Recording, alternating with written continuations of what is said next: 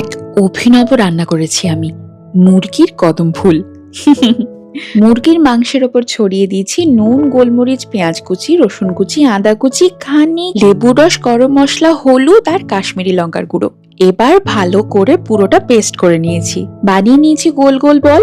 এদিকে আধা ঘন্টা ধরে ভেজানো বাসমতি চালের উপর দিয়ে দিয়েছি একটু নুন। এবার কি কাজ, মুরগির ওই বলগুলোকে চালের উপরে গোল গোল করে ঘোরাতে হবে। মিনিট 15-এর জন্য বসাবো ভাপে। তারপর ম্যাজিক হবে, সাজাবার জন্য বসিয়েছি লেটুস পাতার উপর।